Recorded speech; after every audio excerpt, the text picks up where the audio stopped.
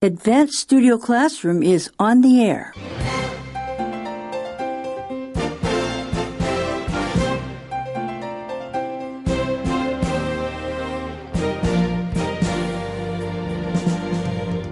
This is your advanced class. Thank you for joining us today as we talk about our newsworthy clips.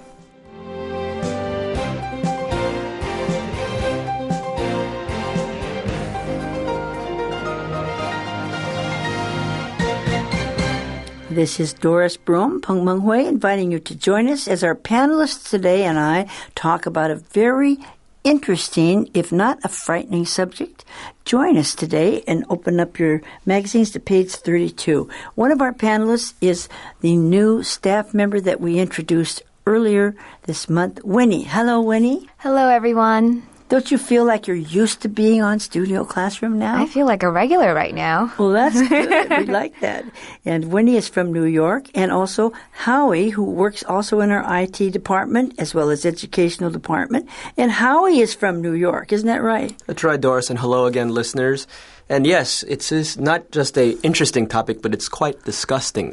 It's and bed you know, bugs. I think in New York they have cockroaches too. Oh, cockroaches, yes. Bed bugs, rats, everything. We have it all. I think they have it every place. So we're going to talk about what we can do about it and recognize the problem. And I don't know if it's really newsworthy, but we might as well talk about bed bugs as well as war and fighting all the time. What do you think?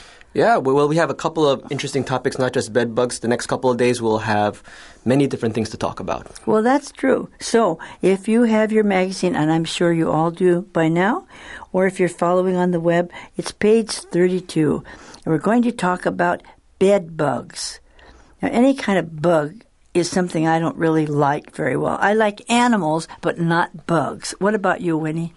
I think anything that really crawls. Creepy. Is very creepy. Well, do boys like bugs better than girls, you think? No, give me cats. I like cats. Okay, that's good. All right. Well, cats don't like bugs either, do they? No. But anyway, bed bugs.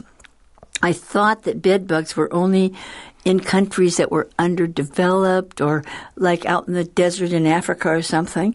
But the article on page 32 said bed bugs move into dorm rooms. That is frightening. That's right. The author was kind of making a little cute pun, I guess. It was saying that they're moving into dorm rooms now, that they're becoming more and more, I guess, increasing in number in dorm rooms. And this article was from the newspaper USA Today. And so it's something that people have to face this problem. So if you're ready for this subject, I know it's just a couple of days until the Lunar New Year, and I hate to bring it up. However, we have a lot of food and things around, and we have to be careful these days, don't we? Yeah, we don't want roaches or bugs or anything. That's right. So let's tackle the subject right now on page 32 and read the first few paragraphs, line 1 through line 23.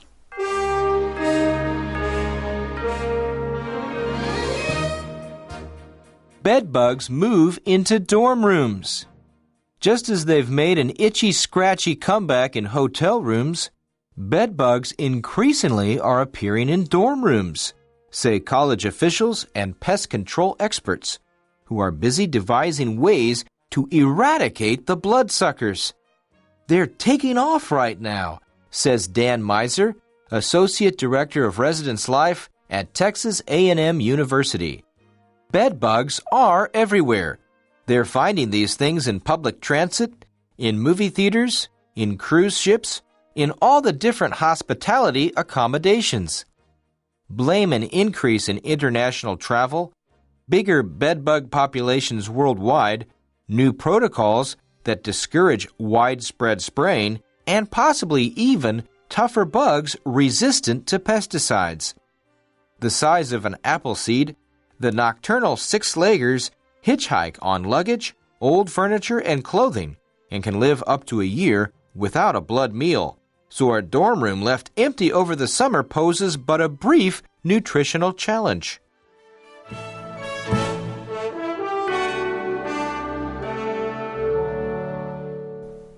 Well, our article today is saying that these bugs, the bed bugs, they have made a comeback. And that is bad news, I think.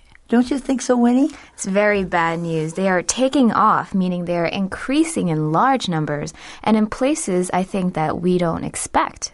No, that's true. You know, they've made what they call an itchy, scratchy comeback because anything like a mosquito, it's a bloodsucker too, isn't it? Sucks your blood. And then as soon as they do that, it really, itches, And I think a bed bug bite also itches. And what other kind of things suck your blood? What about mosquitoes? Mosquitoes, leeches. That's right. Leeches. Yes. I don't know about vampires. I've never seen one. Vampire bats. Oh, Yeah. right. Yeah. Right. But they're kind of bigger than this. But this is kind of a bug. And we thought that we got rid of those kind of things.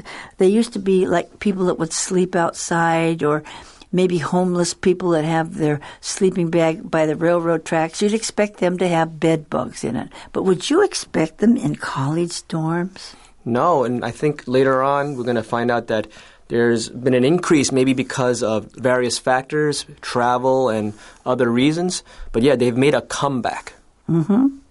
And so, of course, the college officials and the people, who have pest control, there are companies that their job is pest control. Get rid of cockroaches, mosquitoes, rats, pests. What is a pest anyway? It's anything that we don't like. It's some kind of creature. It could be a rat. It could be an insect, something that we don't want. Something that really bothers us. That's right. Sometimes if kids bother you all the time, you say, don't pester me. The idea is something that bothers you, right? Right. Or you might say, oh, he's such a pest. Mm-hmm. So we need pest control means to get rid of those. But these are bloodsuckers, and that sounds terrible. So we're trying to eradicate them. And eradicate just simply means what? Simply means to get rid of. Get rid of them completely. Completely, that's Completely. Right. Not just cut down on them, but eradicate them. But you just said, Winnie, that they're really increasing. What phrase here said that they're increasing? They're taking off. They're taking off doesn't mean they're going away. It means they are increasing. That means they're getting to be more and more of them, right? Yes. Wow. Well, where else do you find them besides in beds and things? Well, according to line 10 in the article, it says they're finding these things in public transit, in movie theaters, in cruise ships, and in the different hospitality accommodations. Now, in a bed, we call them a bed bug, so you think of them in a bed. But just think of going to a movie and then itching and in public transit on the buses. Oh, my goodness. That is frightening, isn't it? That's right. And also, it says here, different hospitality accommodations. So that could mean hotels, hostels, bed and breakfast, anywhere that has a bed or a sofa even, or a seat, you can find bed bugs. Now, we're not talking about some little country down in South America where they're sometimes maybe in some kind of a forest or a desert. We're talking about America now, as well as the rest of the world. We're talking about civilizations. Can you imagine that they're increasing? Yeah, and I think in the next paragraph, we see why, and people are trying to find who to blame. Right. It must be the health department because they aren't keeping up. Must be the housekeepers. They aren't doing a good job. Right. We have to blame somebody, don't we? But the cause of it really has a lot to do with a lot of international travel because you might go to some little old country in the desert in Africa and go visit or give a speech, and then they get on your shoes and you bring them back into America and stuff like that. So there are bigger bed bug populations worldwide. So what do we need to work on this problem? New protocols? Well, I was doing a little bit of research on the web because I didn't know much about bed bugs until this article. And I found that bed bug problem actually kind of died out in the 40s or 50s because they used DDT. It's a very powerful pesticide. But now it's kind of illegal to use it because it has a lot of bad side effects. Mm-hmm. So people blame, if they want to blame something, pesticides are weaker now. And of course, people are traveling around the world more. And also, maybe these bugs, they're more resistant to pesticides. They're kind of immune to certain pesticides now. So these are possible reasons for increase in bed bugs. Well, fleas remind me a little bit of bed bugs. Is there any difference in fleas and bed bugs or not? I think fleas are more for animals in terms of dogs or cats, but I know they can attack human beings also. Yeah, they get in people's hair and stuff too. And I think fleas, they fly. And they jump or something. They jump, whereas bed bugs, we know Crawl. that they only crawl. And so it's interesting because it would really crawl on your luggage, on your shoes, and it really travels directly from place to place, wherever you take it. Well, I know some people who have pets, for instance, and if their dogs go out in the grass and then they come in the house and the fleas jump on the rug and then you're sitting there in the living room and those fleas will jump on your legs and bite you, though. That's right. So they're all pests, aren't they? I think lice. Some people have a lice problem. They stick on your hair, and I think they also suck your blood too. Lice. Yeah, they do. Oh my goodness, what a terrible article. But anyway, but how big are these terrible creatures, Winnie?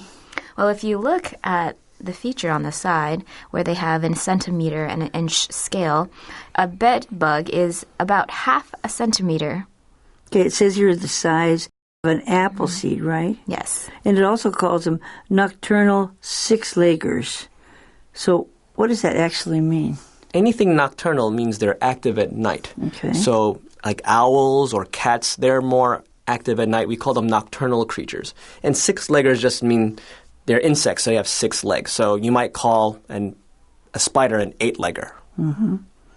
And they hitchhike on luggage. In other words, they grab onto it and they kind of hide themselves in there and you don't see them. And then you put the suitcase down when you get home and then they get off of that and pretty soon they make more eggs and pretty soon you have too many of them, right? Yeah. I like the way the author uses the word hitchhike here because normally that's for people who they don't have any transportation, so they're on the streets, they're sticking out their thumb, and they need a car ride somewhere. But here, he's using it to describe the bed bugs. They're kind of hitching a free ride. They're getting a free ride through luggage and through clothing and furniture. Right. They don't have to have a ticket or a passport. They just grab onto your luggage, don't they?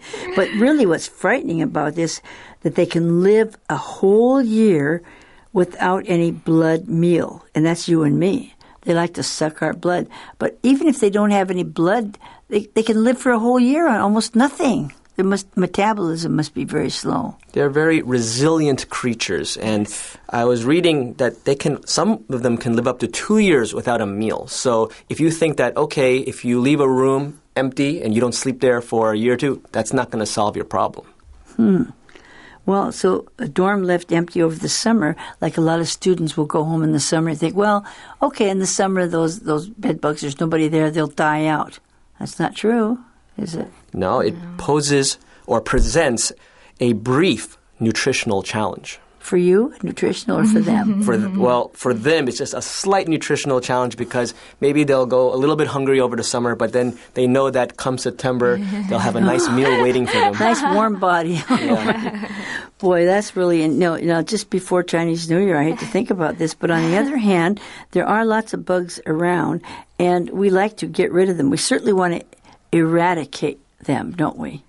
Yes, we need to get rid of them completely. And a lot of people travel during Chinese New Year. They go to resort places throughout Southeast Asia and other countries, and they could even bring some back without knowing it, right?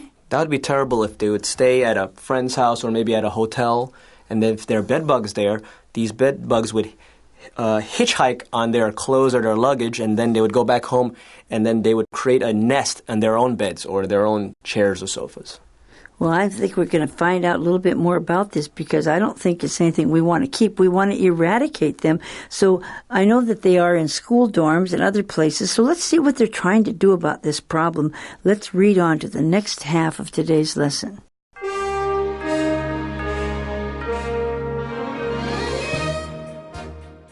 Ohio State University has seen several incidents in recent months.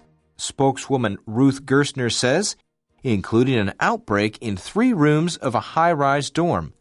Workers treated 114 rooms. At the University of Florida's 4,000 dorm rooms and 980 apartments, bad infestations are limited to a couple of times a year, says Wayne Walker, who supervises dorm pest control. The school treats the problem with extreme heat, steam cleaning, and pesticides. Greg Bauman, senior scientist at the National Pest Management Association, says he has heard from quite a few members called to campuses. Like hotel rooms, dorms are an ideal bedbug habitat. Small, crowded, with quite a bit of humanity per square foot.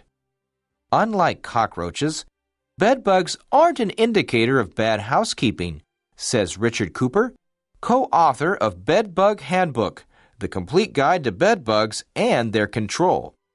The bug doesn't discriminate on social status. Blood's blood.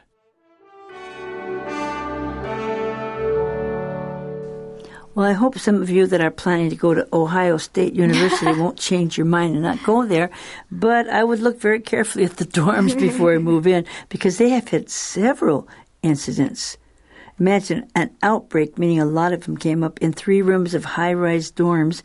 Workers treated 114 rooms, so they must really crawl around that building. I think these students got more than an education. I think they got some bites, and they even brought some new strangers to their homes. Oh, that's well, a scary Ohio thought. is kind of in the middle of the United States, and it's in a colder part of it. It's not like down in Florida where you'd expect those things more, That's right. kind of subtropical. I'm surprised that Ohio State has had several incidents. Doesn't that surprise you? Yeah, maybe that might mean that it's harder to find because they didn't expect to find the bedbugs there at all. I don't know. But when they find a lot of them, we use the word here, infestation. What does that mean? Infestation is a problem caused by insects or any kind of pest. It can be rats. You can have an infestation of rats, an infestation of roaches. Anything in large numbers, a pest in large numbers is an infestation.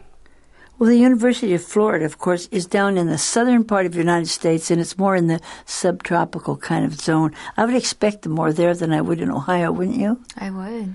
But, they have 980 apartments, and they had bad infestations, but they're limited to a couple of times a year. That's too many for me. What do you think? I think it's funny that the author puts in quotes bad because I don't think there's ever a good infestation. So maybe that's why bad infestation would be bad and worse.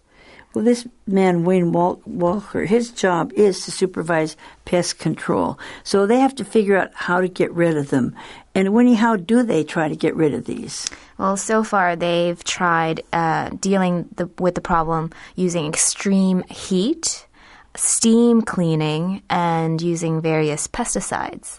Okay, now the pesticides should be good, but like Howie said before, people used DDT, and that was strong, but sometimes you get it in the food, it wasn't good for you. They were afraid it might cause cancer or stuff, so people stopped to use it for a while.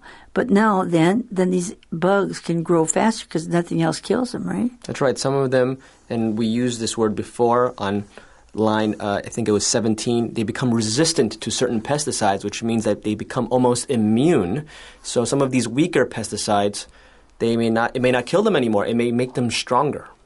Well, yeah, I noticed it says that they use extreme heat, steam cleaning, and pesticides. Now, first I want to ask you all a question. Have you ever been bitten by a bed bug, Howie, that you know of? I'm very grateful that I have never been bitten by one, yeah.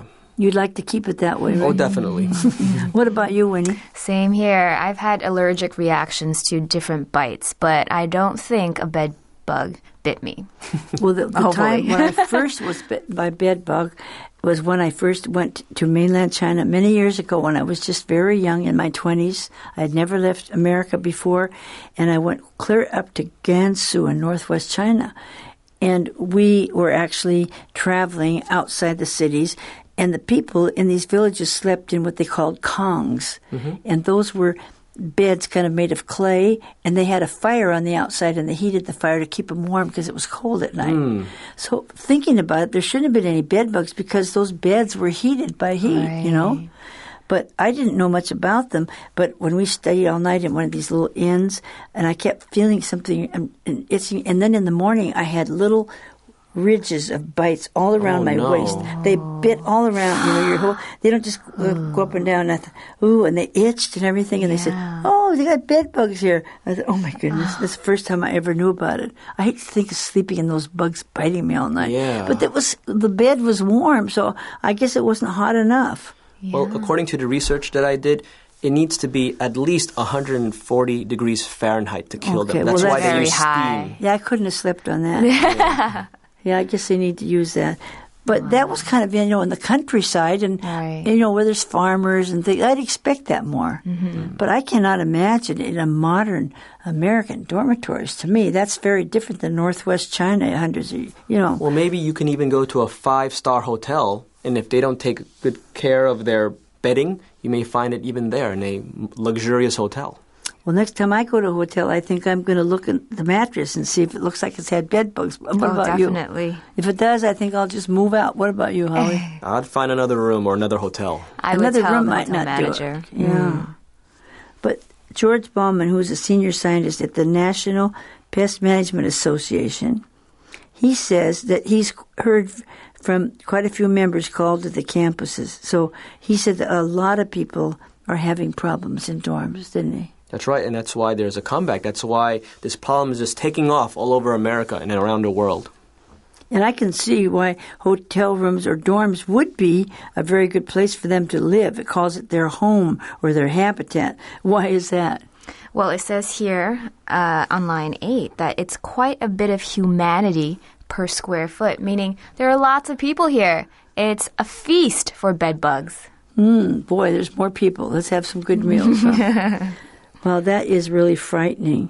Well, I think unlike cockroaches, and cockroaches are bad enough, and we have done articles on them, but bed bugs is enough for today. But bed bugs does not mean that you didn't do a good job of cleaning. It isn't because the maids that clean the room didn't do a good job. So let's not blame them. Right. That's right. It says here, bed bugs aren't an indicator of bad housekeeping. An indicator is a sign or something that points to. Mm-hmm. So you're not doing a bad job housekeeping.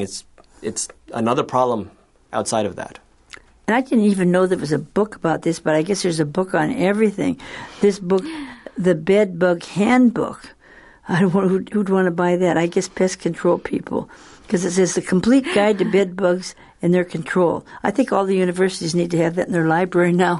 For sure, yes. Well, I think also since this problem is taking off, it's increasing, it's probably very fitting for people to write books about it now because they'll make money. People will buy these books because, hey, I have a bed bug problem. What do I do? Oh, it's in a bookstore. I can buy this handbook that'll tell me how to get rid of them and control the problem. Well, I thought the last sentence here says the bug doesn't discriminate on social status.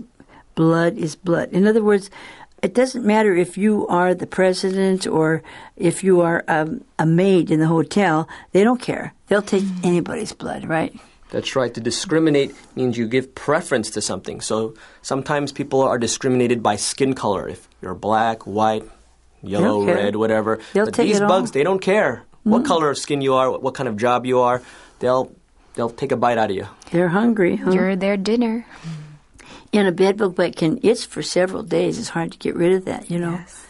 So, this says don't let the bed bugs bite. Well, bite means, of course, they bite you. That's true. But we have an old saying that I don't know where it came from. You probably know it in New York, just like we did on the West Coast. That's sleep tight and don't let the bed bugs bite. Have you heard that? Yeah, it's a little cute rhyme people would say right before you go to sleep. Sleep tight and don't let the bed bugs bite. But it was kind of like a joke, wasn't it? It wasn't supposed to be true. No, not at all. When somebody said that to me, I would feel really happy and try to go to sleep. But now, I don't know. I don't know. I better look and see if there's anything. I would say, are you trying to tell me something about your house here? Don't let them bite. You mean there are some here? Right. But that's funny. I don't know where that saying came from. But you could just, tell here that they're reddish color and they're darker after feeding. In other words, once they get your blood in them, they change colors a little bit, right? And mosquitoes do too. Have you ever hit a mosquito and if it's just bit you, there'll be blood, there? On my wall, in my bed, Yeah. I have little red splotches because I would go, ow, and then I would see it fly to the wall and I would smack it and now there's a little red splotch. Right. And that's small, though, compared to the bed bug one. Well, it says, that they're itchy red welts. And they are itchy, really. And you think, where did these come from? And, just like welts on your skin. And they're very, very itchy. How else can you find if there's bed bugs? What does number 2 say under this? Don't let the bed bugs bite. What about the mattresses? Well, sometimes if you see dark spots on mattresses, on the box springs and under the bed or in the bed frames, you can probably tell that it might be the bed bug fecal matter.